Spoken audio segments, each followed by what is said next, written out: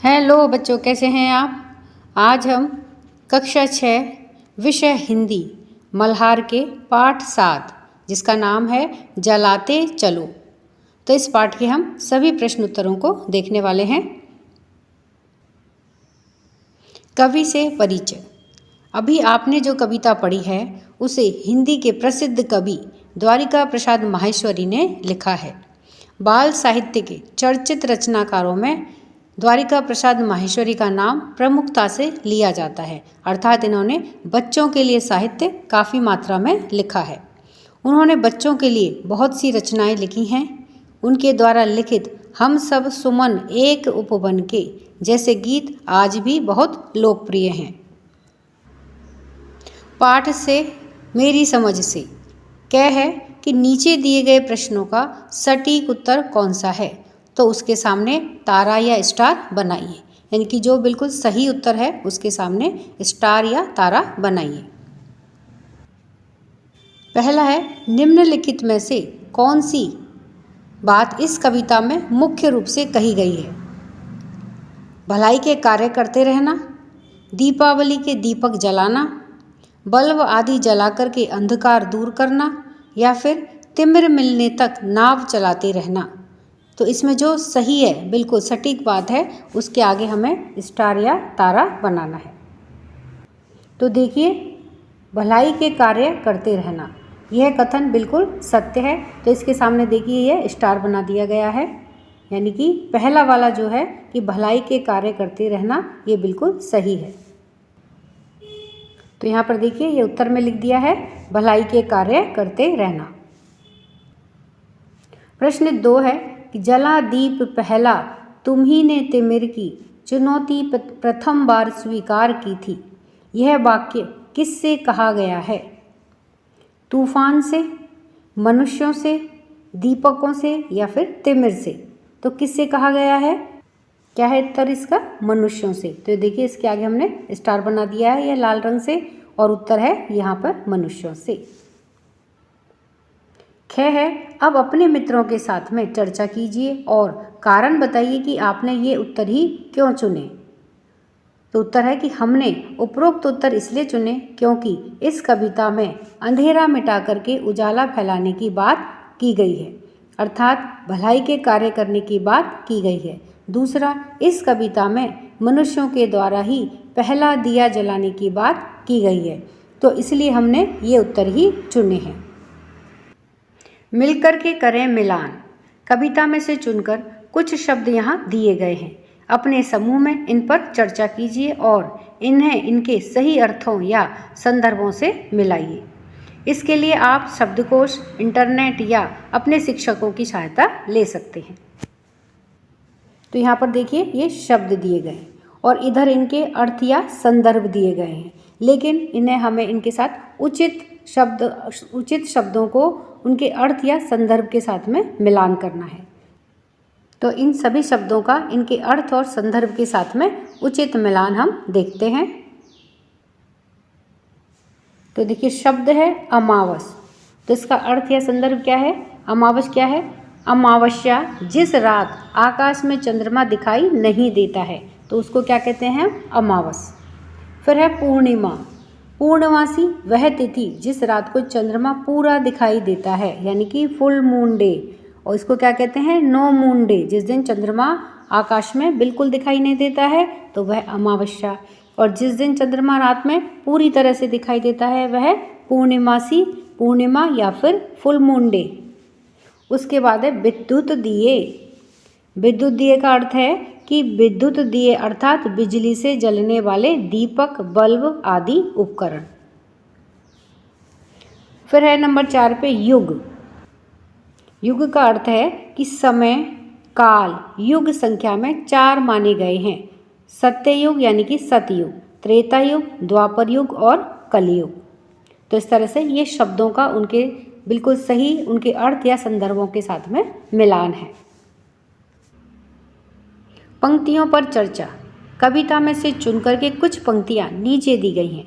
इन्हें ध्यान से पढ़िए और इन पर विचार कीजिए। आपको इनका क्या अर्थ समझ में आया। अपने विचार अपने समूह में साझा कीजिए और अपनी लेखन पुस्तिका में लिखिए। अब देखिए पंक्तियाँ देखते हैं। दिए और तूफान की यह कहानी चली आ रही और चलती रहेगी। जली जो प्रथम बार लौ दीपक की, स्वर्ण सी जल रही और जलती रहेगी। रहेगा धरा पर दिया एक भी यदि, कभी तो निशा को सवेरा मिलेगा। तो अब इस पंक्तियों को पढ़ करके देखिए हमें क्या समझ में आ रहा है कि उत्तर है कि कवि ने संदेश दिया है कि संघर्ष और सफलता की कहानी निरंतर चल रही है। हमेशा निराश और हतोत्साहित नहीं होना है, क्योंकि अगर एक भी दीपक जल रहा है तो मानवता फैलती रहेगी। प्रेम, त्याग व ज्ञान के संदेश संसार में फैलेंगे और जीवन सार्थक होगा। सोच विचार के लिए कविता को एक बार फिर से पढ़िए, पता लगाइए और अपनी लेखन पुस्तिका में लिखिए। क्या है कि कविता में अंधेरे या तिमिर के लिए किन वस्तुओं के उदाहरण दिए गए हैं? तो उत्तर है कि कविता में अंधेरे या तिमिर के लिए, तिमिर का अर्थ भी अंधकार ही होता है, तो तिमिर के लिए निम्न वस्तुओं के उदाहरण दिए गए हैं। तो देखिए अंधेरे के लिए क्या क्या उदाहरण दिए गए हैं? अमावस, निशा, तिमिर की सरिता, तिमिर की शिला, पवन और तूफान। ये सभी अंधेरे या तिमिर के लिए उदाहरण हैं जो कि इस कविता में दिए गए हैं। ख है, यह कविता आशा और उत्साह जगाने वाली कविता है। इसमें क्या आशा की गई है? यह आशा क्यों की गई है? उत्तर है कि यह कविता जीवन रूपी दीप में स्नेह व अपनापन रूपी तेल भर करके आगे बढ़ने की प्रेरणा देती है। निराशा के बीच ही आशा की एक किरण दिखाई देती है। मानव और विश्व कल्याण हेतु हमें महापुरुषों के पद चिन्हों पर चलना होगा। प्रेम, सद्भावना और मानवीय सौहार्द से यह जीवन खुशहाल बनता है। नई पीढ़ी इतिहास में हुए महान लोगों से प्रेरणा लेकर एक सुंदर भविष्य की नींव रखेगी। कविता मनुष्य के हृदय में विश्व बंधुत्व की आशा जागृत करती है। ग है, कविता में किसे जलाने और किसे बुझाने की बात कही गई है? उत्तर है, मनुष्य आशा रूपी दीपक जला कर रखे, अर्थात आशा कभी ना छोड़े। स्नेह से भरे दीपक चारों ओर जलें और बिना स्नेह वाले विद्युत के दिए बुझा देने चाहिए, क्योंकि बनावटी वस्तुएं बाधा उत्पन्न करती हैं। अर्थात कविता के अंदर प्रेम से भरा ज्ञान का दीपक जलाने और बुराइयों का अंधेरा मिटाने की बात कही गई है। कविता की रचना। जलाते चलो ये दिए स्नेह भर भर, कभी तो धरा का अंधेरा मिटेगा। इन पंक्तियों को अपने शिक्षक के साथ मिलकर के लय सहित गाने या बोलने का प्रयास कीजिए। तो बच्चों, आप ही अपनी कक्षा में अपने शिक्षक के साथ में यह प्रयास कर सकते हैं। आप हाथों से ताल भी दे सकते हैं। दोनों पंक्तियों को गाने या बोलने में समान समय लगा या अलग अलग। आपने अवश्य ही अनुभव किया होगा कि इन पंक्तियों को बोलने या गाने में लगभग एक समान समय लगता है। केवल इन दो पंक्तियों को ही नहीं, इस कविता की प्रत्येक पंक्ति को गाने में या बोलने में लगभग समान समय ही लगता है। इस विशेषता के कारण यह कविता और अधिक प्रभावशाली हो गई है। आप ध्यान देंगे तो इस कविता में आपको और भी अनेक विशेष बातें दिखाई देंगी। क्या है कि इस कविता को एक बार फिर से पढ़िए और अपने समूह में मिलकर के इस कविता की विशेषताओं की सूची बनाइए। जैसे इस कविता की पंक्तियों को 2-4 के क्रम में बांटा गया है आदि। ख है कि अपने समूह की सूची को कक्षा में सबके साथ में साझा कीजिए। यानी कि आपने जो इस कविता की विशेषताओं की जो सूची बनाई है, उसे अब आप अपनी कक्षा में सबके साथ में साझा करिए, सबको बताइए। मिलान। स्तंभ 1 और स्तंभ 2 में कुछ पंक्तियां दी गई हैं। मिलते जुलते भाव वाली पंक्तियों को रेखा खींच करके जोड़िए। तो देखिए, ये स्तंभ 1 में है कुछ पंक्तियां और स्तंभ 2 में जो पंक्तियां हैं, तो उनमें स्तंभ 1 की पंक्तियों का जो भाव है वह स्तंभ 2 में है। तो इनके मिलते जुलते भाव वाली जो पंक्तियां हैं, इनका हमें आपस में मिलान करना है। तो आइए इन्हें उत्तर के साथ में देखते हैं। तो इसमें देखिए स्तंभ 1 में जो पंक्तियां हैं उनका अर्थ या भाव स्तंभ 2 में दिया गया है, तो उचित भाव के साथ में इनको हमें मिलान करना है। तो आइए इन्हें उत्तर के साथ में देखते हैं। अब स्तंभ 1 है, तो इसमें देखिए पहली पंक्ति है कि कभी तो तिमिर का किनारा मिलेगा। तो इसका अर्थ है स्तंभ 2 में से नंबर 3 का है ये कि विश्व की समस्याओं से एक ना एक दिन तो छुटकारा अवश्य मिलेगा। यह इस पंक्ति का अर्थ है। दूसरा है जलाते रहो ये दिए स्नेह भर भर। तो इसका अर्थ है स्तंभ 2 में कि दूसरों के सुख और चैन के लिए प्रयास करते रहिए। तीसरा है मगर विश्व पर क्यों दिवस ही में घिरी आ रही है अमावस निशासी। इसका अर्थ है स्तंभ 2 में से कि विश्व में सुख शांति क्यों कम होती जा रही है। आगे है नंबर 4 में कि बिना स्नेह विद्युत दिए जल रहे, जो बुझाओ इन्हें यूं न पथ मिल सकेगा। तो इसका देखिए अर्थ है स्तंभ 2 में से कि विश्व की भलाई का ध्यान रखे बिना प्रगति करने से कोई लाभ नहीं होगा। अनुमान या कल्पना से अपने समूह में मिलकर के चर्चा कीजिए। क्या है कि दिए और तूफान की यह कहानी चली आ रही और चलती रहेगी। दीपक और तूफान की यह कौन सी कहानी हो सकती है जो सदा से चली आ रही है। उत्तर है दीपक और तूफान की यह कहानी जीवन के संघर्ष की कहानी है जो सदा से चली आ रही है। दीपक उजाले और अच्छाई का प्रतीक है, जबकि तूफान मुसीबतों और कठिनाइयों का प्रतीक है।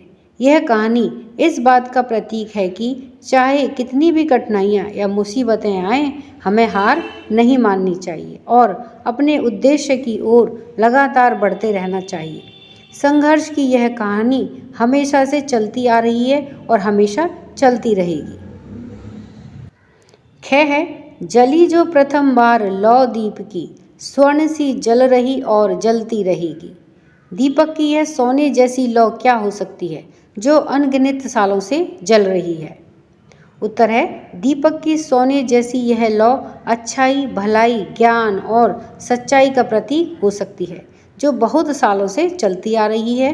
यह लौ वह रोशनी है जो हमेशा से लोगों को सही रास्ता दिखाती है और आगे भी दिखाती रहेगी। यह इंसान की उम्मीद, विश्वास और मानवता की निशानी है जो कभी खत्म होने वाली नहीं है। शब्दों के रूप कि जिससे अमावस बने पूर्णिमासी। अमावस का अर्थ है अमावस्या। इन दोनों ही शब्दों का अर्थ तो समान है, लेकिन इनके लिखने बोलने में थोड़ा सा अंतर है। ऐसे ही कुछ शब्द नीचे दिए गए हैं, इनसे मिलते जुलते दूसरे शब्द कविता से खोज करके लिखिए। ऐसे ही कुछ अन्य शब्द आपस में चर्चा करके खोजिए और लिखिए। जैसे यहाँ पर शब्द दिए हैं दिया, उजेला और अनगिन, तो उसी तरह से हमें अन्य शब्द और भी खोज करके लिखने हैं। तो आइए इन्हें देखते हैं। तो देखिए ये शब्द हैं और इनके साथ में इनके अर्थ भी हैं कि दिया, दिया का अर्थ क्या होता है दीप, उजेला उजाला, अनगिन यानी कि अनगिनत जिनकी गिनती ना की जा सके। अब है इसके अतिरिक्त और शब्द हैं। चौथे नंबर पर है दिन का होता है दिवस, धरा यानी कि धरती। तो छठे नंबर पर है सिल जिसका अर्थ होता है शिला। अर्थ की बात क्या है जलाते चलो ये दिए स्नेह भर भर। इस पंक्ति में चलो के स्थान पर रहो शब्द रख करके पढ़िए। इस शब्द के बदलने से पंक्ति के अर्थ में क्या अंतर आ रहा है अपने समूह में चर्चा कीजिए। जलाते चलो ये दिए स्नेह भर भर, तो यहाँ पर चलो के स्थान पर हमें क्या पढ़ना है रहो। तो जलाते रहो ये दिए स्नेह भर भर, तो उक्त पंक्ति का अर्थ है कि तुम केवल एक दिया जला करके ही रुक मत जाना, हमें प्रेम और प्यार की भावना संसार में फैलानी है, इसलिए दिए जलाते चलो अर्थात आगे बढ़ते रहो। ख है कि कविता में प्रत्येक शब्द का अपना विशेष महत्व होता है।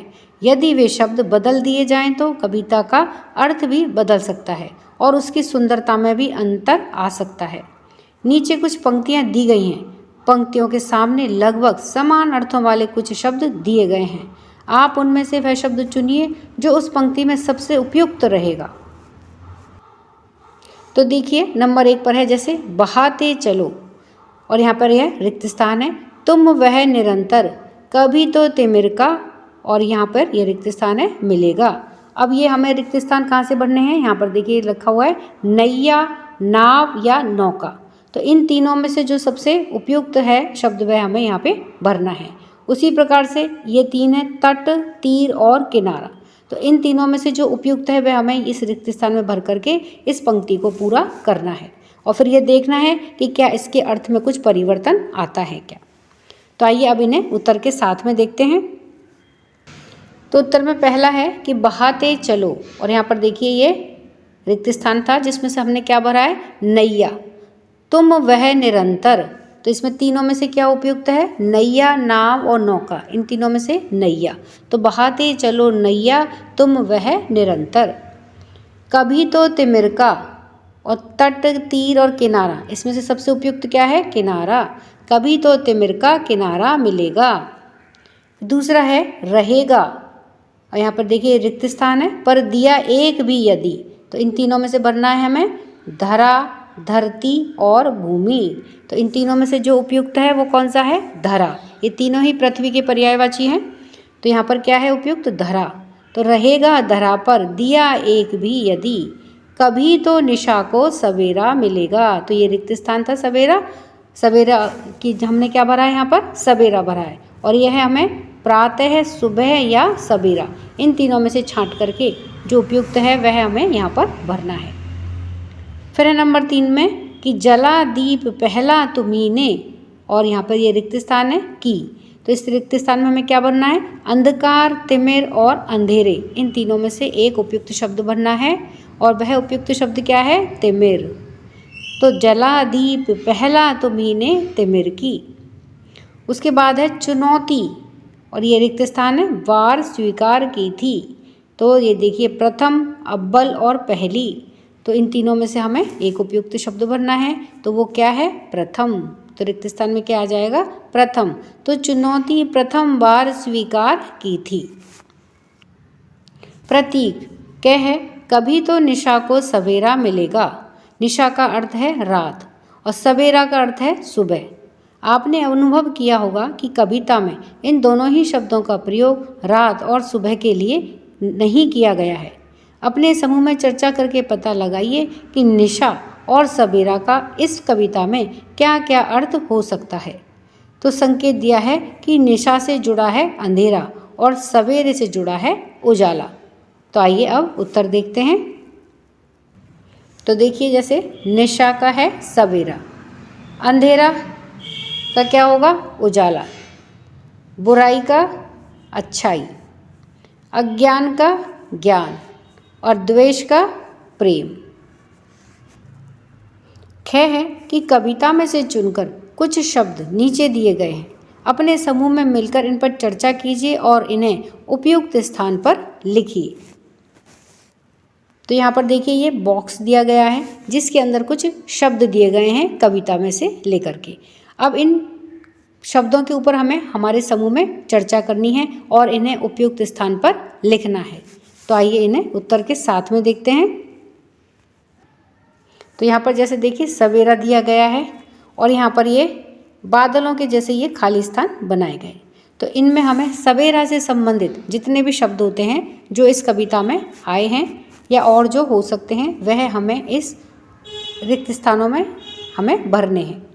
तो आइए इन्हें देखते हैं।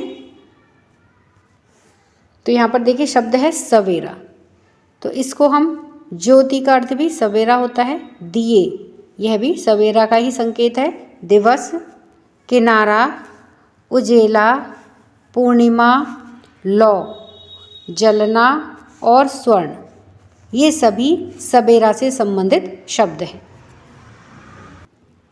अब यहाँ पर शब्द देखिए निशा, तो अब हमें निशा से संबंधित जो बिल्कुल इसके समानार्थक शब्द हैं वह हमें यहाँ इन रिक्त स्थानों में भरने हैं। तो आइए इन्हें उत्तर के साथ में देखते हैं। तो देखिए शब्द है निशा, तो इसका है अमावस, अंधेरा, अज्ञान, बुझना, तूफान, तिमिर और शिला, ये सभी निशा से संबंधित शब्द हैं। गह अपने समूह में मिलकर निशा और सवेरा के लिए कुछ और शब्द सोचिए और लिखिए। संकेत है कि नीचे दिए गए चित्र देखिए और इन पर विचार कीजिए। यानी कि यहाँ आपको देखिए ये पहाड़ों के 2 चित्र दिखाई दे रहे हैं, तो इन्हें पहले आप देखिए और फिर इन पर विचार कीजिए, यानी कि आपके मन में क्या विचार आता है। तो आइए इन्हें देखते हैं। उसी प्रकार से देखिए ये अन्य चित्र दे रखे हैं, आप पहले इन चित्रों को देखिए और इन चित्रों पर फिर विचार कीजिए। और यहाँ पर देखिए यह चित्र है, तो इन्हें देखिए और इन चित्रों को देख करके आपके मन में क्या विचार आते हैं वह आपको बताना है कि भाई इन चित्रों को देख करके हमारे मन में क्या विचार आए। तो आप इन्हें बच्चों अपनी नोटबुक के अंदर लिख सकते हैं कि भाई इन चित्रों को देख करके हमारे मन में यह विचार उत्पन्न हो रहे हैं। अब निशा और सवेरा के लिए अन्य शब्द और क्या क्या हो सकते हैं। तो देखिए निशा के यानी कि हमें एक तरह से यहाँ पर पर्यायवाची शब्द इसके लिखने हैं। तो निशा का है रजनी, रात्रि, यामिनी और विभावरी, ये सभी निशा के पर्यायवाची शब्द हैं, निशा से संबंधित शब्द हैं। फिर है सवेरा, तो सवेरा के लिए भोर, अरुणोदय, सुबह, प्रभात, उषा, प्रातःकाल, तड़का और बिहान, ये सभी सवेरे के पर्यायवाची शब्द हैं, सवेरे से संबंधित शब्द के अर्थ हैं। पंक्ति से पंक्ति। जला दीप पहला तुम्ही ने तिमिर की, चुनौती प्रथम बार स्वीकार की थी।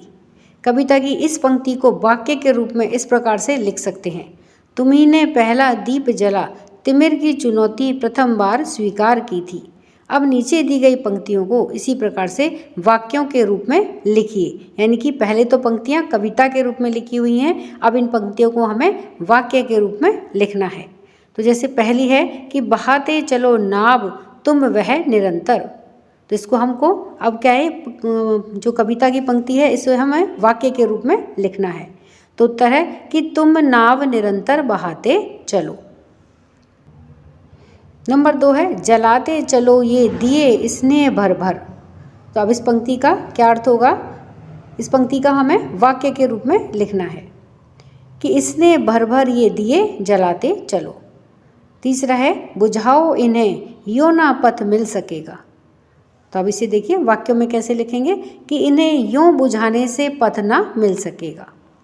और नंबर 4 पर है मगर विश्व पर आज क्यों दिवस ही में घिरी आ रही है अमावस निशासी। तो इसको देखिए कैसे लिखेंगे वाक्य में कि मगर आज दिवस में ही विश्व की अमावस निशासी क्यों घिरी आ रही है।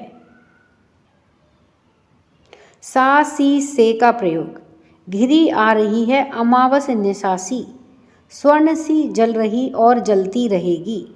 इन पंक्तियों में कुछ शब्दों के नीचे रेखा खींची है और इनमें सी शब्द पर ध्यान दीजिए। यहाँ सी शब्द समानता दिखाने के लिए प्रयोग किया गया है।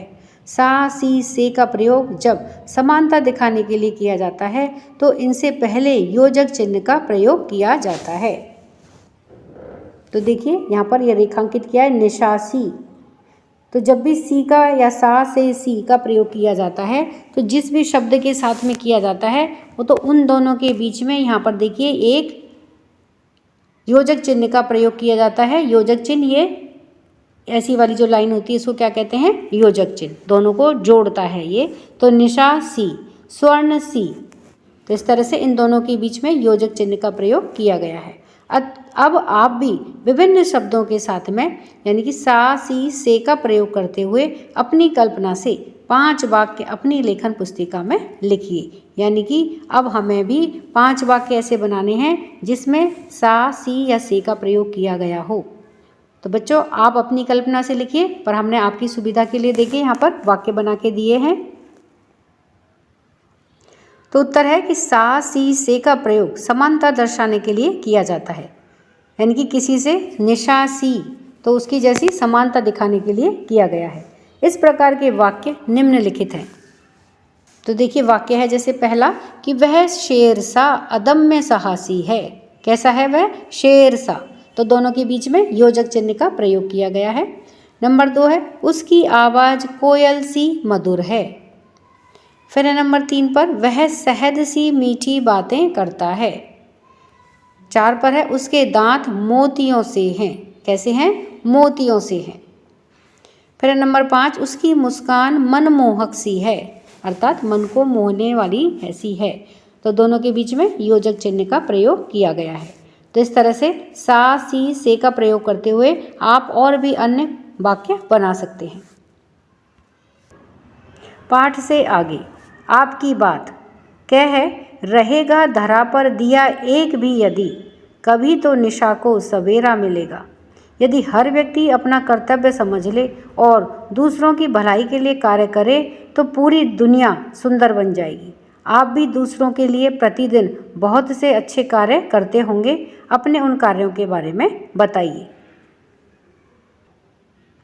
उत्तर है कि हम प्रतिदिन ज़रूरतमंद लोगों और जीव जंतुओं की निम्न तरह से सहायता करते हैं। जैसे नंबर 1 है कि बुजुर्गों और असहाय लोगों की सड़क पार करने में सहायता करना। नंबर 2 भूखे और गरीबों को खाना खिलाना और पहनने के लिए कपड़े देना। नंबर 3 भूखे जानवरों को खाना खिलाना। और नंबर 4 है कि छोटे जीवों जैसे चिड़िया, कौवा, कबूतरों, मछलियों को दाना डालना। तो इस तरह से हम पूरे दिन भर में जो भी अच्छे कार्य औरों के लिए करते हैं उनकी यहाँ पर आपको सूची बनानी है। तो आप बच्चों इसके अतिरिक्त और भी अगर कुछ कार्य करते हैं तो आप वह यहाँ पर लिख सकते हैं। ख है इस कविता में निराश ना होने, चुनौतियों का सामना करने और सबके सुख के लिए कार्य करने के लिए प्रेरित किया गया है। यदि आपको अपने किसी मित्र को निराश ना होने के लिए प्रेरित करना हो तो आप क्या करेंगे और क्या कहेंगे? अपने समूह में बताइए। यानी कि आप ऐसी क्या बात कहेंगे जिससे कि आपके मित्र की निराशा दूर हो जाए। तो देखते हैं उत्तर है कि यदि हमें किसी मित्र को निराश ना होने के लिए प्रेरित करना पड़े तो हम मित्र को समझाएंगे कि जीवन में सुख दुख और हार जीत सिक्के के दो पहलुओं की भांति हैं जो चलते रहते हैं। जीवन में जो सुख दुख आया है या जो हार मिली है उससे सीख या प्रेरणा लेकर के जीवन में आगे बढ़ते रहो। मित्र को कोई तकलीफ होगी तो उसमें मदद करने की कोशिश करेंगे। यह है कि क्या आपको कभी किसी ने कोई कार्य करने के लिए प्रेरित किया है? कब किया है? कैसे? उस घटना के बारे में बताइए। तो उत्तर है हाँ, मेरी माता और मेरे पिता ने कदम कदम पर मुझे कोई ना कोई कार्य करने के लिए प्रेरित किया है। वे कहते हैं कि जीवन में जो भी अच्छी या बुरी घटना घटी है उससे कुछ सबक लेकर के आगे की ओर बढ़ते रहो। वो यह भी कहते हैं कि कोई भी कार्य कितना भी मुश्किल हो, उसमें हार हो या जीत हो, पूरी ताकत से तैयारी करके उसे करने की कोशिश करनी चाहिए। यानी कि हमें पहले से ही उसके परिणाम के विषय में नहीं सोचने लेना चाहिए, बल्कि पूरी ताकत से तैयारी करने में जुट जाना चाहिए। ऐसा नहीं होना चाहिए कि हम डर के कारण उस कार्य को करने की कोशिश ही ना करें। यानी कि हमें हार की जो चिंता है वह पहले से ही सताने लग जाए और हम उस कार्य को करना ही शुरू ना करें। अमावस्या और पूर्णिमा क्या है? भले शक्ति विज्ञान में है निहित वह कि जिससे अमावस्या बने पूर्णिमासी। आप अमावस्या और पूर्णिमा के बारे में पहले ही पढ़ चुके हैं। क्या आप जानते हैं कि अमावस्या और पूर्णिमा के होने का क्या कारण है? आप आकाश में रात को चंद्रमा अवश्य देखते होंगे। क्या चंद्रमा प्रतिदिन एक सा दिखाई देता है? तो बच्चों, आप भी प्रतिदिन चंद्रमा को आकाश में देखते हैं। तो आपको क्या लगता है कि चंद्रमा प्रतिदिन यानी कि रोजाना एक जैसा ही दिखाई देता है? तो इसका उत्तर है नहीं, चंद्रमा घटता बढ़ता दिखाई देता है। तो आइए जानते हैं कि ऐसा कैसे होता है, कि कैसे कभी कभी चंद्रमा पूरा दिखाई देता है और कभी कभी वह आकाश में से बिल्कुल ही गायब हो जाता है। तो ऐसा क्यों होता है? तो वह हम जानते हैं कि वह ऐसा क्यों हो रहा है। आप जानते ही हैं कि चंद्रमा पृथ्वी की परिक्रमा करता है, अर्थात पृथ्वी के चारों ओर चक्कर लगाता है, जबकि पृथ्वी सूर्य के लगाती है। और पृथ्वी किसकी परिक्रमा करती है? सूर्य की करती है। आप यह भी जानते हैं कि चंद्रमा का अपना कोई प्रकाश नहीं होता है। चंद्रमा किससे चमकता है? सूर्य के प्रकाश से।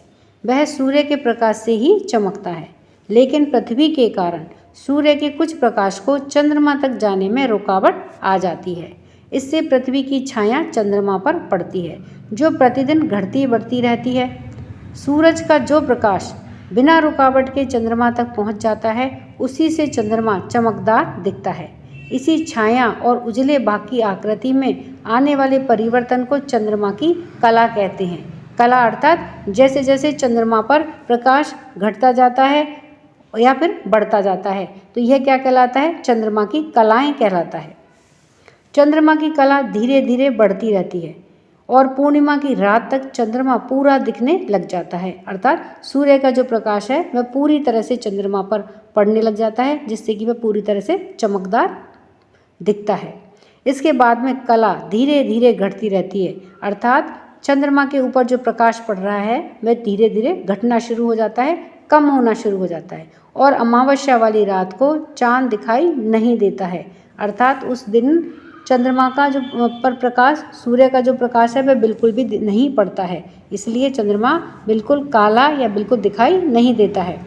चंद्रमा की कलाओं के घटने के दिनों को कृष्ण पक्ष कहते हैं, यानी कि जब चंद्रमा का प्रकाश धीरे धीरे कम कम होते हुआ बिल्कुल ही दिखाई देना बंद हो जाता है, तो उस पक्ष को क्या कहते हैं? कृष्ण पक्ष कहते हैं। कृष्ण का अर्थ क्या होता है? काला। इसी प्रकार से चंद्रमाओं की कलाओं के बढ़ने के दिनों को शुक्ल पक्ष कहते हैं। तो शुक्ल पक्ष में क्या होता है? धीरे धीरे चंद्रमा की कलाएं बढ़ने लगती हैं, अर्थात चंद्रमा का प्रकाश जो है, चंद्रमा पर जो प्रकाश पड़ता है सूर्य का, वो धीरे धीरे बढ़ने लगता है और एक दिन आकर के वह पूरी तरह से अच्छी से पड़ता है, तो वो चांद जो है वो पूरा हमें उजला हुआ दिखाई देता है। तो उस पक्ष को क्या कहते हैं? शुक्ल पक्ष कहते हैं। जब चंद्रमा की कलाएं बढ़ती हैं तो उसे हम शुक्ल पक्ष कहते हैं और शुक्ल का अर्थ होता है उजला। तो यहाँ पर देखिए, यह रेखा चित्र के माध्यम से भी समझाया गया है कि किस तरह से पूर्णिमा, अमावस्या और शुक्ल पक्ष, कृष्ण पक्ष क्या होते हैं। तो यहाँ पर देखिए, सबसे पहले हम देखते हैं कि ये पूर्णिमा है। पूर्णिमा के दिन हम देख रहे हैं कि चांद पूरी तरह से यहाँ पर देखिए दिखाई दे रहा है, उजला हुआ चांद है, यानी कि ये पूरी तरह से चमकदार है। तो इस दिन को हम क्या कहते हैं? पूर्णिमा कहते हैं। अब धीरे धीरे यहाँ पर देखिए ये कम होता हुआ चांद का जो प्रकाश है वह कम होता हुआ दिख रहा है और यहाँ पर देखिए बिल्कुल आधा ही रह गया। तो इस आधे वाले भाग को क्या कहते हैं? हाफ मून डे, यानी कि उस दिन चंद्रमा आधा दिखाई देता है। उसके बाद में धीरे धीरे बिल्कुल और कम होता चला जाता है और कम, फिर बिल्कुल पतली सी एक लाइन दिखाई देती है और बिल्कुल धीरे से, और फिर ये यहाँ पर अमावस्या जब आ जाती है तब चांद बिल्कुल दिखाई नहीं देता है, अर्थात वह बिल्कुल काला हो जाता है, इसके ऊपर सूर्य की रोशनी बिल्कुल नहीं पड़ती है। तो इसको क्या कहते हैं? अमावस्या कहते हैं। और इस पूरे पक्ष को, यानी कि पूर्णिमा से लेकर के और अमावस्या तक का जो एक क्रम है, इस पक्ष को क्या कहते हैं? कृष्ण पक्ष। कृष्ण पक्ष अर्थात काला, जो जब काला हो जाता है चांद तो उसको कहते हैं कृष्ण पक्ष। अब अमावस्या से देखिए धीरे धीरे चांद के ऊपर रोशनी बढ़ने लगती है। पहले एक पतली सी लाइन होती है, फिर यह लाइन थोड़ी मोटी होती है, फिर और थोड़ी रोशनी बढ़ती है और यहाँ से देखिए यह बढ़ती हुई चली जाती है। यहाँ पर ये आधा हो गया चांद, तो यहाँ पे जब ये आधा हो जाता है तो इसको क्या कहते हैं? Half moon day. उसके बाद में देखिए फिर ये बढ़ रही है और यहाँ पर काफ़ी कुछ पूरा बढ़ गया है, बस थोड़ा सा हिस्सा काला है और यहाँ पूर्णिमा आते आते तक चांद पूरा रोशन में दिखाई दे रहा है। तो इस तरह से अब यहाँ पर अमावस्या से लेकर के और ये पूर्णिमा तक जो इसका प्रकाश बड़ा है चांद का, इस वाले क्रम को, इस वाले समय को क्या कहते हैं? शुक्ल पक्ष कहते हैं। और यह भी 15 दिन का होता है और यह भी 15 दिन का होता है। इसको पखवाड़ा भी कहते हैं। तो शुक्ल पक्ष भी 15 दिन का होता है और कृष्ण पक्ष भी 15 दिन का होता है। तो शुक्ल पक्ष का अर्थ क्या हुआ? उजाला। तो जिसमें चांद पर रोशनी बढ़ती हुई जाए और एक दिन वह पूरी तरह से चमकदार बन जाए, तो वह तो कहलाता है शुक्ल पक्ष। और जिसमें चांद की रोशनी कम होती जाए और वह एक दिन बिल्कुल ही गायब हो जाए, वह पक्ष क्या कहलाता है? कृष्ण पक्ष। तो इस तरह से वह हो गया अमावस्या, और जिसमें चांद पर रोशनी बढ़ती जा रही है और वह एक दिन पूरा बढ़ जाता है तो वह कहलाता है पूर्णिमा या फिर फुल मून डे। और अमावस्या को क्या कहते हैं? No moon day. खैर, अब नीचे दिए गए चित्र में अमावस्या, पूर्णिमा, कृष्ण पक्ष और शुक्ल पक्ष को पहचानिए और ये नाम उपयुक्त स्थानों पर लिखिए। अब देखिए यहाँ पर क्या हो रहा है? चांद के ऊपर रोशनी धीरे धीरे बढ़ती जा रही है। पहले एक पतली सी लाइन है, फिर ये लाइन थोड़ी मोटी हो रही है, फिर देखिए थोड़ा प्रकाश और बढ़ता जा रहा है, चांद हमें थोड़ा और ज़्यादा दिखाई दे रहा है और यहाँ पर भी देखिए ये बढ़ता जा रहा है, यहाँ पर भी बढ़ा है और यहाँ पर देखिए काफ़ी कुछ बढ़ गया है। तो इस तरह से चांद का पर प्रकाश का जो बढ़ रहा है, यहाँ पर देखिए ये लगभग आधा हो गया है, तो इस वाले भाग को तो कहेंगे हम हाफ मून डे। और अब ये धीरे धीरे बढ़ता बढ़ता यहाँ पर देखिए ये भी बढ़ रहा है, यह भी बढ़ा है और इसमें काफ़ी कुछ बढ़ गया है। बस एक छोटा सा भाग हिस्सा इसका अभी काला यहाँ पर दिखाई दे रहा है, यहाँ पर भी उसी तरह से हमें दिखाई दे रहा है थोड़ा सा काला। अब देखिए यहाँ पर चांद लगभग पूरा हमें यहाँ पर दिखाई दे रहा है, यह भी चांद का पूरा हिस्सा अब हमें प्रकाश में दिखाई दे रहा है। तो इस पूरे प्रकाश में हिस्से को हम क्या कहेंगे? पूर्णिमा। क्या कहलाता है? यह पूर्णिमा। और पक्ष कौन सा कहलाता है? जिसमें उजाला बढ़ता जा रहा है, यह पक्ष कौन सा कहलाएगा? शुक्ल पक्ष। अब उसके बाद में देखिए यहाँ पर अब चांद के ऊपर थोड़ी रोशनी कम होती जा रही है, चांद का हिस्सा हमें अब कम दिखाई दे रहा है। यहाँ पर देखिए थोड़ा थोड़ा, बिल्कुल थोड़ा थोड़ा कम होता है। ये देखिए धीरे धीरे चांद की रोशनी अब हमें कम दिखाई दे रही है। ये देखिए अब ये यहाँ पर लगभग आधा ही रह गया है, तो यहाँ पर भी इसको क्या कहेंगे? Half moon day. अब देखिए चांद के ऊपर रोशनी बिल्कुल इतना सा ही हिस्सा हमें यहाँ पे इसका उजाला दिखाई दे रहा है, बहुत कम। अब ये लाइन देखिए और पतली हो गई है, अब बिल्कुल एक पतली सी रेखा ही हमें दिखाई दे रही है। और यहाँ पर देखिए ये भी बहुत पतली रेखा है और यहाँ पर तो बिल्कुल चांद हमें जैसे दिखाई नहीं दे रहा है। तो बिल्कुल जब दिखाई नहीं दे रहा है वह स्थिति क्या कहलाएगी? अमावस्या, यानी कि नो मून डे। उस दिन कोई चांद आकाश में दिखाई नहीं देता है। तो पूर्णिमा से लेकर के और जो अमावस्या तक का जो टाइम होता है, जो पक्ष होता है जिसमें चांद के ऊपर रोशनी घटते घटते घटते बिल्कुल ख़त्म हो जाती है, चांद दिखना बंद हो जाता है, उस वाले पक्ष को क्या कहते हैं? कृष्ण पक्ष। तो कृष्ण पक्ष का अर्थ क्या होता है? काला। तो इस तरह से ये अमावस्या, पूर्णिमा, कृष्ण पक्ष और शुक्ल पक्ष को हमने यहाँ पर पहचाना है कि ये कौन सी जगह पर अमावस्या रहेगी, कौन सी जगह पर पूर्णिमा रहेगा। तिथि पत्र, आपने तिथि पत्र यानी कि कैलेंडर अवश्य ही देखा होगा। उसमें साल के सभी महीनों की तिथियों की जानकारी दी जाती है। नीचे तिथि पत्र के एक महीने का पृष्ठ दिया गया है, इसे ध्यान से देखिए और प्रश्नों के उत्तर दीजिए। तो यहाँ पर देखिए ये जनवरी 2023 का तिथि पत्र का एक महीने का यानी कि जनवरी का जो महीना है उसका ये हमको कैलेंडर दिया गया है। अब इसको पहले हमें देख करके इसमें क्या प्रश्न पूछ रहे हैं उनका हमें जवाब देना है। तो आइए इन्हें देखते हैं। अब पहला प्रश्न है कि दिए गए महीने में कुल कितने दिन हैं? तो चूँकि हमें बताया कि ये कौन सा है कैलेंडर का, कौन से महीने का दिया है? जनवरी का। तो जनवरी में कितने दिन होते हैं? उत्तर है कि दिए गए महीने में कुल 31 दिन हैं। ख है कि पूर्णिमा और अमावस्या किस दिनांक को और वार को पड़ रही है? तो ये देखिए हम कैलेंडर में से देख करके बताएंगे कि दिए गए कैलेंडर के अनुसार पूर्णिमा 6 जनवरी को और उस दिन क्या है? शुक्रवार को, और अमावस्या दिनांक 21 जनवरी शनिवार को पड़ रही है। यह है कि कृष्ण पक्ष की सप्तमी और शुक्ल पक्ष की सप्तमी में कितने दिनों का अंतर है? उत्तर है कि दिए गए कैलेंडर में कृष्ण पक्ष की सप्तमी दिनांक 14 को तथा शुक्ल पक्ष की सप्तमी दिनांक 28 को है, दोनों में 15 दिनों का अंतर है। ख है कि इस महीने में कृष्ण पक्ष में कुल कितने दिन हैं? उत्तर है इस महीने में कृष्ण पक्ष में कुल 15 दिन हैं। अण है कि बसंत पंचमी की तिथि बताइए। उत्तर है बसंत पंचमी की तिथि पंचमी है, क्योंकि पंचमी लिख बोल रहे हैं तो क्या है? तिथि क्या हुई? पंचमी हुई।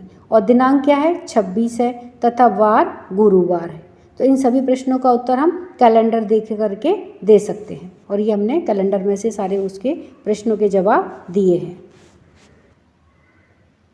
आज की पहेली, समय साक्षी है कि जलते हुए दीप अनगिन तुम्हारे पवन ने बुझाए। पवन शब्द का अर्थ होता है हवा। नीचे एक अक्षर जाल दिया गया है जिसमें कि पवन के लिए उपयोग किए जाने वाले अलग अलग नाम या शब्द छिपे हैं। आपको उन्हें खोज करके उन पर घेरा बनाना है, जैसा एक हमने पहले से बना दिया है। देखते हैं आप कितने ही सही नाम या शब्द खोज पाते हैं। तो यहाँ पर देखिए ये एक शब्द जाल दिया गया है। तो इससे हमें हवा यानी कि पवन शब्द का अर्थ होता है हवा।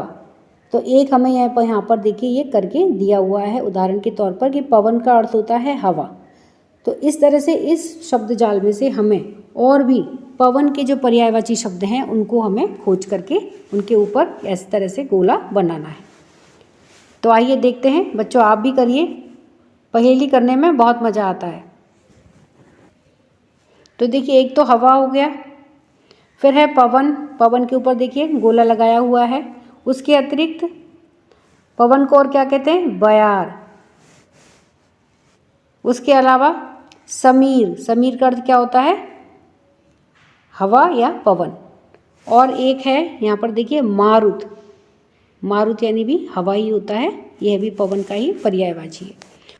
तो इस तरह से हमें इस शब्द जाल में से हवा से के जो पर्यायवाची हैं उन्हें छांट करके उनके ऊपर गोला लगाना है। और एक ये अनिल भी है, अनिल यानी हवा।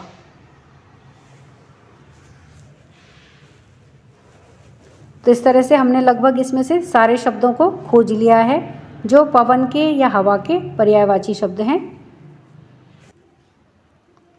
खोजबीन के लिए कविता संबंधित कुछ रचनाएं दी गई हैं। इन्हें पुस्तक में दिए गए QR कोड की सहायता से पढ़ें, देखें और समझें। हम सब सुमन एक उपवन के, ये कविता है। बढ़े चलो, रोज बदलता कैसे चांद भाग 1 और रोज बदलता कैसे चांद भाग 2। तो इन्हें आप QR कोड की सहायता से देख सकते हैं, उन्हें पढ़िए, समझिए, देखिए। तो इस तरह से हमने इस पाठ के सभी अभ्यास कार्य को देखा है। वीडियो पसंद आने पर वीडियो को लाइक करें, शेयर करें। चैनल पर नए हैं तो सब्सक्राइब करना ना भूलें। मिलते हैं नए वीडियो में। इसी के साथ धन्यवाद।